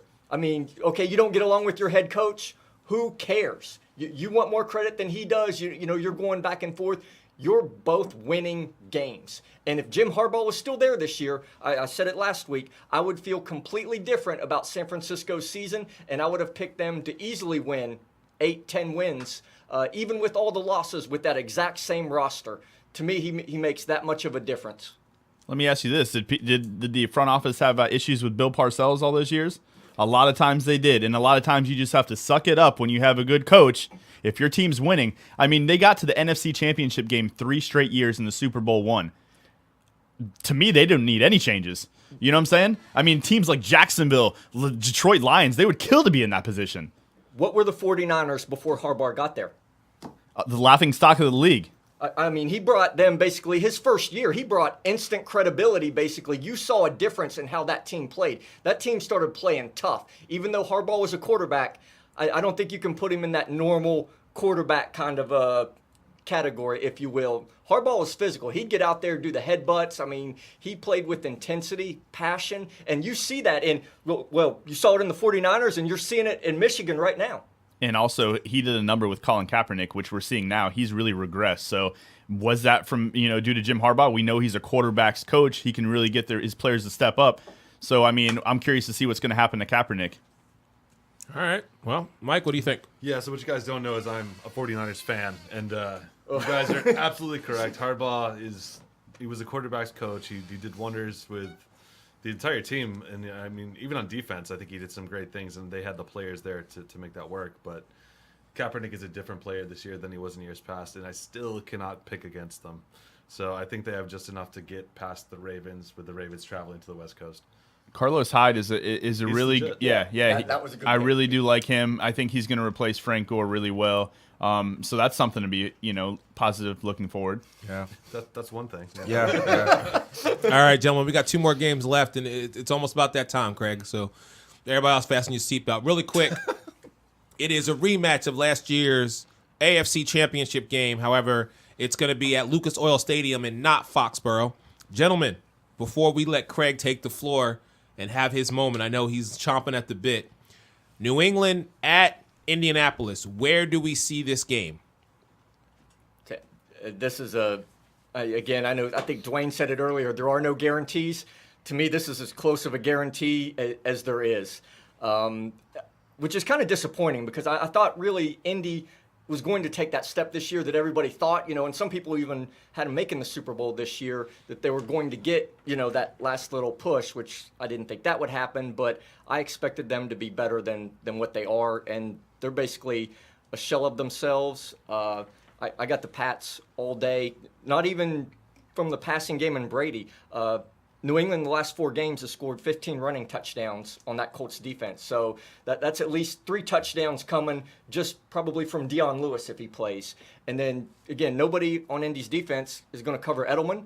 I mean, nobody's going to cover Gronk. I mean, this could easily be ugly because I got 3 touchdowns coming from the running back, Gronk with a couple, Edelman probably with a couple, and this game has beat down written all over it. I think it shows that Indy is just not prepared well over the last few years. I don't know, T.Y. Hilton was a good draft pick, but they've not really had a good running back in there. I know they tried Trent Richardson, and they got Frank Gore now, but let's be honest, he's not the Frank Gore that was with the 49ers. And, yeah. That's for sure. I can't even make an argument for the Colts. All right, Dwayne, what do you see? New England. Okay, Mike, what do you see? On board with Frank. All right. So as of right now, until we let the man have the floor here, it is the New England Patriots across the board. I said it once and I'll say it again. Ladies and gentlemen, Craig Cousins. Woo! Man, I will start by saying that I personally have been looking forward to this day since the offseason. Actually, since before the offseason. But before I really harp on what I think New England's going to do, let me tell you why I don't think the Colts are going to succeed and why, Frank, I don't think that their offseason was set up to succeed. Yeah, they brought in Andre Johnson, they brought in Frank Gore, but they really need a defense. They got blown out multiple games last year, and twice by New England. They did nothing on the defensive end at all to upgrade their team, and their first-round pick was Philip Dorsett, another skill position player, which they didn't need. Their offensive line suspect, and Andrew Luck is banged up and doesn't really look like Andrew Luck this year. But let me start by saying this. Their offseason was built around them looking for possibilities to beat New England by accusing them of partially deflating footballs, which we know has been going on for a long time, and it was a hell of an offseason. It was, I caught stuff from every direction, every friend, every acquaintance, everybody that saw me pick up my cell phone with a Patriots cover on it. And it was absolutely ridiculous. I had to defend them the entire offseason. People are calling, is Tom Brady really the GOAT? Is he legit? Is this going to, tarnish his legacy? Bill Belichick, is he really a good coach? And everyone knows that, first off, the quarterback likes his football a certain way. Aaron Rodgers is on record saying he likes it a little over the inflation rate. Brady said he likes it right at the inflation rate, regardless of whether it was or wasn't. I've played football before, played backyard football, and you still have to catch the ball. You throw it different ways. It didn't really matter to me either way, and I don't really think it was an advantage whatsoever. But what I will say though is it was a travesty that the NFL and all the money that they have let it go, and Roger Goodell let it go this long, taking it to courts, and it's still pending. It's in the upper courts now. So regardless, Tom Brady did not get suspended for the season. He's going to come out with a house of fire. He's been doing it all season long. And regardless of all the hush-hush this week, they've been looking forward to this game. They penciled it in on the schedule. As soon as the schedule came out, they want to beat the bricks off of these boys. They're going to take them to the barn, and I don't know what they're going to do. But I will say this. They're putting up 50 points on them. They're going to put up 50. They already put up 50 on Jacksonville.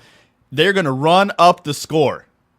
And, I'd like to say this. Wait. I just want to make sure. Are you done? I just have to make sure because... I'm going to comment a little bit more, but I'll let Dwayne jump in. Okay, yes. go ahead. Well, Craig, I distinctly remember Craig giving his prediction prior to, I don't know why this sticks in my head, but Craig giving the prediction prior to the Jacksonville New England game. And I got to say that Craig said that New England would put up 50, would put up 5 bills. And sure enough, that's exactly what New England... Craig basically called that game. And I remember saying myself that, possibly Jacksonville would win against the spread. Didn't even come close. But I said possibly that might happen. But Craig called that game. And you know what? He knows his New England inside out. I kind of listened to his predictions for these the New England matchups against whoever. And for the most part, you're fairly accurate. I got to tell you that. So... I'm looking forward to seeing this game and see, you're saying that they'll put up at least 50. I'm looking forward to this because I can kind of see them putting up 50 against Indianapolis. But I just want to say again, on record, I want the Jim Harbaugh to Indianapolis rumors. That's going to happen at some point. Chuck Pagano is going to be updating the resume at the end of the year, if you will. And who better to bring in than the guy that, Captain Comeback played there in Indy. Let me ask you one quick question about that. Yep. We were talking about how coaches and GMs or coaches and owners didn't get along. Do you think Jim Irsay, as big as an ego as he has, would make that decision? Yes. And bring in Jim Harbaugh? And could the two of them coexist together? Jim Irsay would do it in a heartbeat because he wants to win, and Jim's just crazy, and so is Harbaugh's a little crazy. So I think it could. I think it would be a successful marriage, if you will. Two peas in a pod. All right. I wanted to throw that out there really quick. There's only one way to end this show, especially after that. And Craig, thank you, because that was, as usual, it was beautiful. Yeah, and watch out. LeGarrette Blount's going to run all over Indy, by the way, because they haven't been able to stop him in the last 3 meetings. He has fresh legs. Like Frank said, their run game's going to be good. Edelman's going to have a big day. Gronk's going to have a big day. And Brady, I wouldn't be surprised if he has between 4 and 6 touchdowns because he's going to be fired up like no other this game. And they will run the score up. Like Brady will be in, if they're up 30, he will still be in there in the fourth quarter. So one thing I will say, though, I'm a little nervous because we lost Nate Solder, which is a starting left tackle. He's out for the season with a torn bicep. So we have to shift on the offensive line a little bit. And our corner situation, I also expect New England to make a trade before the trade deadline for maybe a Jonathan Joseph, a Sean Smith, somebody that the team might be out of it and is looking to, get rid of a possible contract. Fortunately, though, that offensive line issue is not going to be that's not going to be exposed this week. Yeah, very true. All right. I'd have to agree with that one. Mike, Frank, Craig, I'm going to need y'all to, I preface what I'm about to say with, I respect everybody at this table. However, the Monday Night Football game features the first place New York Football Giants in the NFC East going up against the Philadelphia Eagles, a.k.a. it is Dwayne versus Eric. For the most part. For the most part. So I'm going to let Craig, Frank, and Mike get their soliloquies out the way before me and Mr. Lindo here go toe-to-toe. So whichever one of you gentlemen would like to proceed and go first in your pick of who you think is going to win the Monday night game, please feel free. This one's hard because I don't think Nelson Aguilar is playing for Philly. Who? Yeah, exactly. And even if he did play, I don't know that would make much of a difference either. Not a factor. Exactly.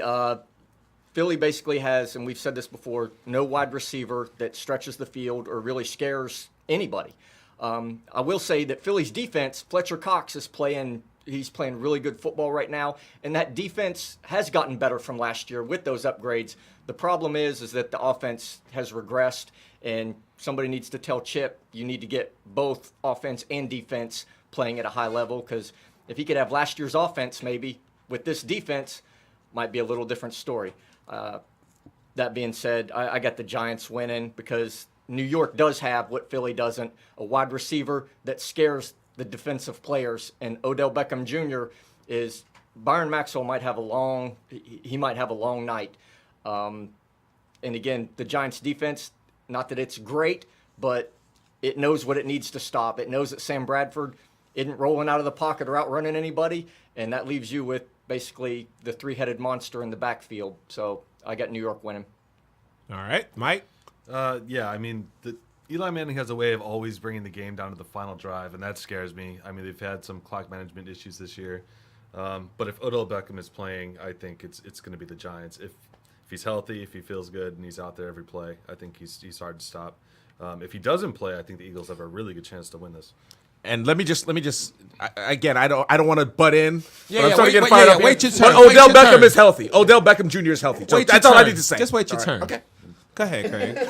I don't know if he is. I mean, I was looking at some injury reports this week, and they said he's day-to-day. They don't know if he's going to play with that hamstring. And like I said earlier, hamstrings linger. And if it's not 100%, he might be out there in the first quarter, might not be in the second. And it's the same thing with Ruben Randall. He injured his hamstring last game.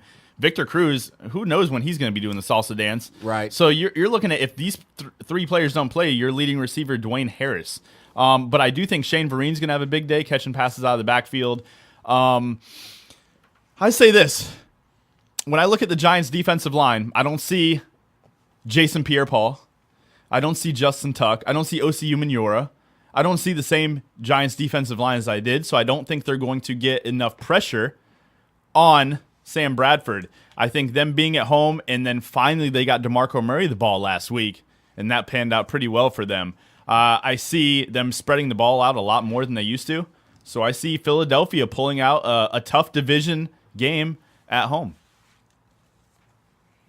All right, Mr. Lindo, do you want to go first? Yes, or- let me move the mic away a little bit in case I start yelling here. But I'm going to start ahead. off. I'm going to start off a little bit calm. Go okay, ahead, please. So we have the New York Giants, who are the dogs here at plus 200, and we have Philadelphia. They're favored. They're heavily favored at minus 240. Okay, let me give you a little background here. New York Giants as the underdog, 2-0. This game is where? In Philadelphia. New York Giants record away, 2-0. And we all know that Giants have a fairly good, for the past 3 years, they have a fairly good away record. For whatever reason, they play better away than they do at home. Okay? Philadelphia as a favorite. They're 1-3. And they're heavily favored in this game. I'm sorry, they're 2-3. No. He's saying as the favorite. As a favorite. Oh, okay. Just They're 1-3. there you go. Go ahead. Yeah, they're 2-3. I mean, overall.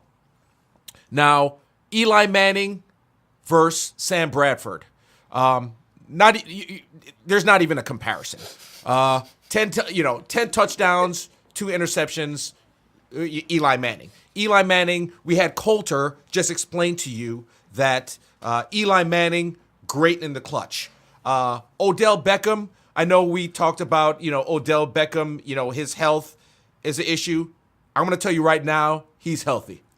I'm going to tell you that right now. Whether you want to call it optimism or delusion, I'm going to tell you right now, Odell Beckham Jr. is healthy. Call it as you will. You can tell me I'm a nut, or how do you know he's healthy? He has some healthy hair, I'll tell you that. Well, yeah. I mean, his hair is all over the place. Sam Bradford, getting back to the accuracy here. Sam Bradford, 8 touchdowns, 6 interceptions. We all know Craig alluded to DeMarco Murray having a pretty good game last week. New York Giants, I think, they're kind of trying to find themselves here. Philadelphia, their defense is great. Offense, not so much. And not to say that New York Giants has a great defense either. They don't. Craig mentioned some key players 3 years ago. Umanura, Justin Tuck, Pierre Paul. I mean, all those guys, not there.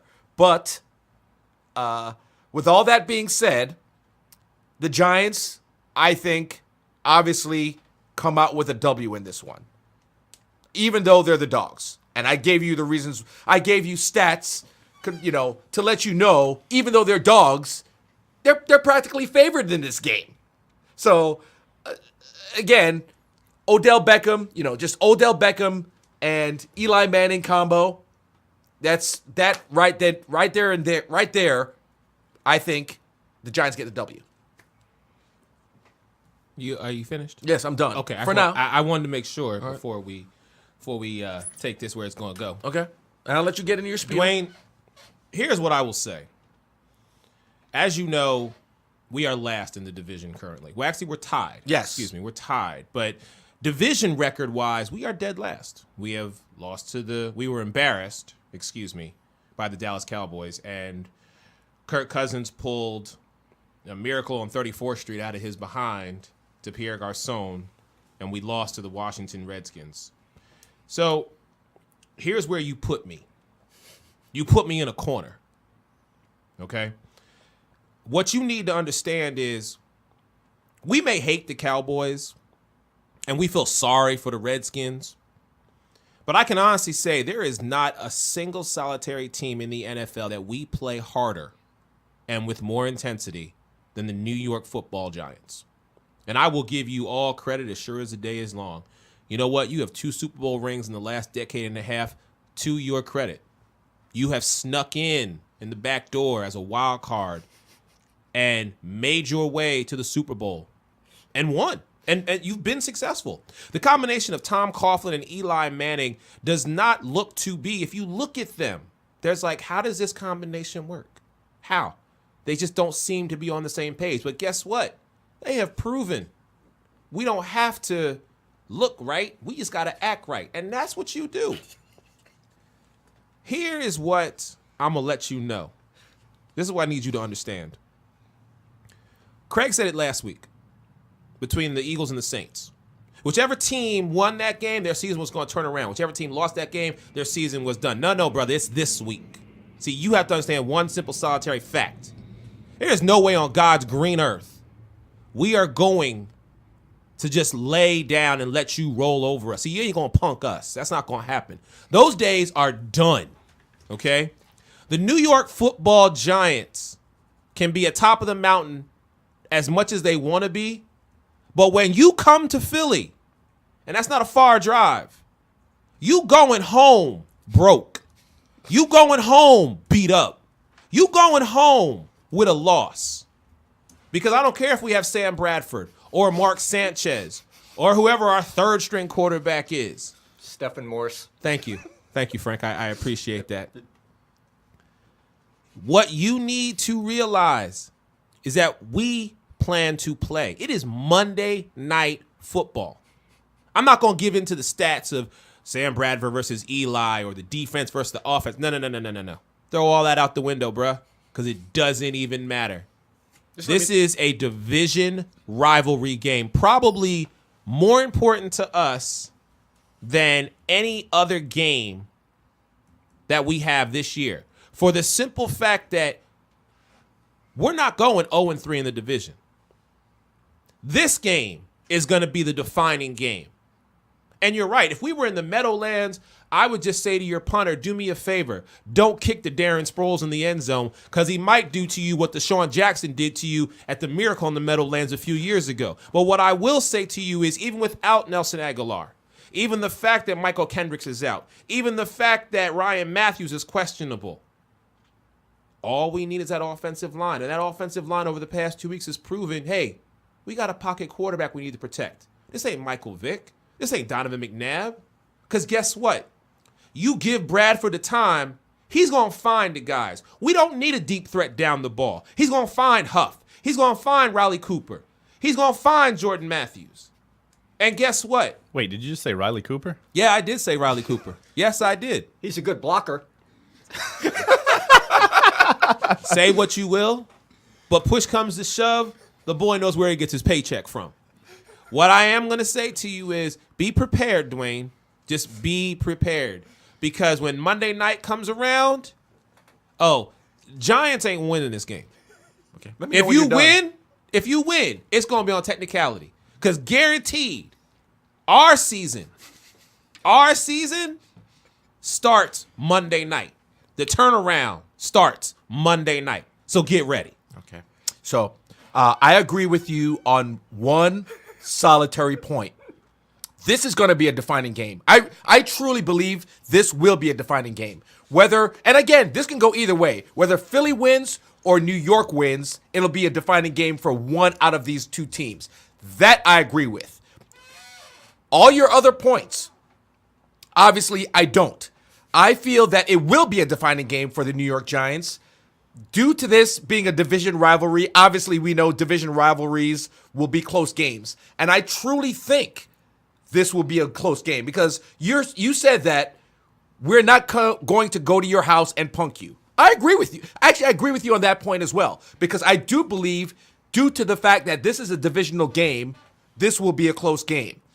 But given the tools or given the pieces of the puzzle that New York has as opposed to the pieces of the puzzle that Philadelphia has, I think you talk about a close game, two division rivals. When you're talking about a close game, guess who has the edge because of the pieces of the puzzle that New York Giants has? Obviously, New York Giants has the edge in this particular game, without question.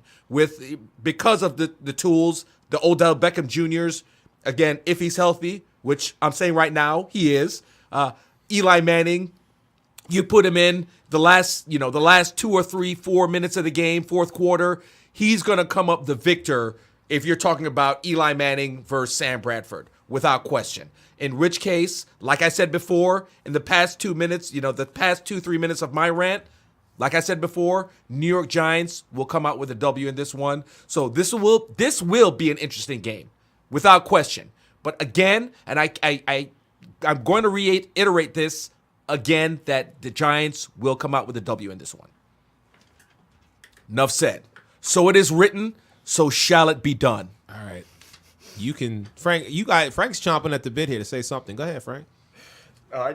I just had the thought in my head about, if the Giants rolled into Philly. Well, first I was going to say, you don't have to go in and punk Philly on their home field. We already did that.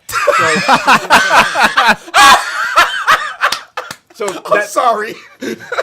So that's taken care of. So you guys can just come in and play hard and eat up all the cheesesteaks and roll out with the W. I'm sorry. Okay. All right. Just remember, Frank, I will remind you, as a Cowboys fan that you are, I will remind you of Thanksgiving last year. I understand. You got embarrassed by Mark Sanchez on Thanksgiving. I understand. So please let that be known. Y'all were hurt, which is why you embarrassed us. But in embarrassing us this year, you lost your quarterback. Now you went through Brandon Weeden, who has lost you 3 games. Yep. And now you've gone to Matt Castle. Yep. Let's hope Matt Castle can do something for you, because if not, Dallas ain't going nowhere this year. Well, Eric, you can just remind Frank last week what happened.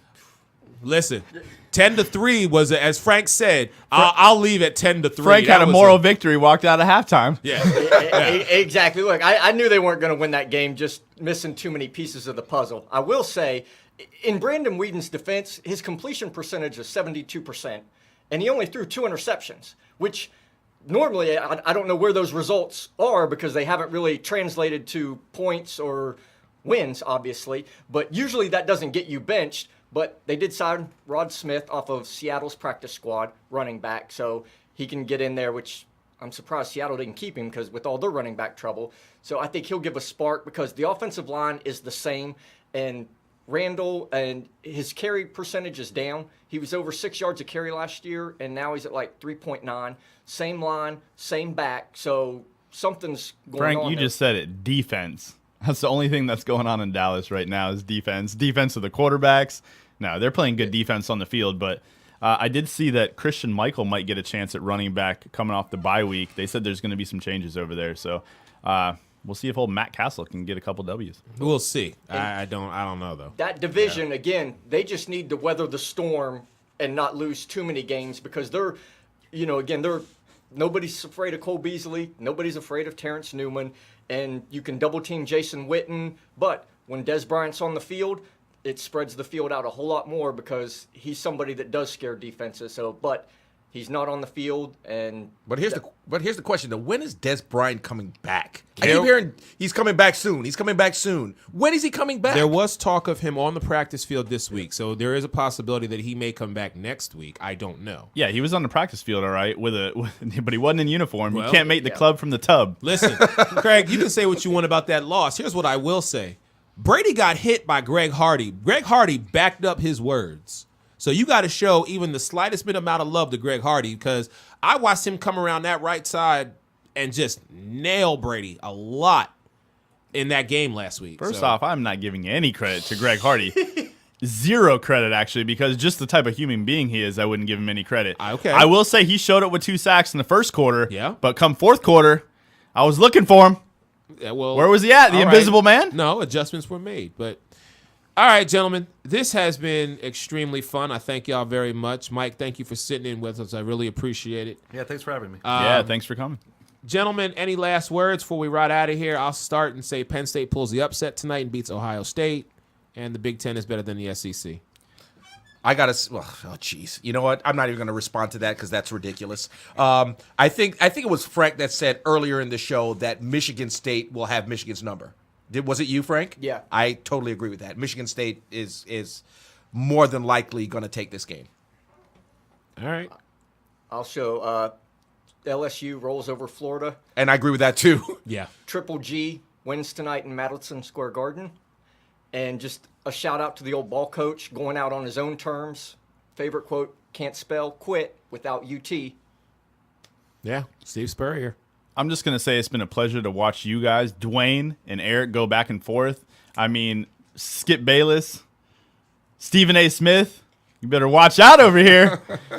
And also, I will say this. USF looking like they're going to get a W today over Connecticut. Right, I saw that. And, you know, 21-13 in the fourth quarter. right, and keep in mind that Connecticut was favored for this game. Connecticut.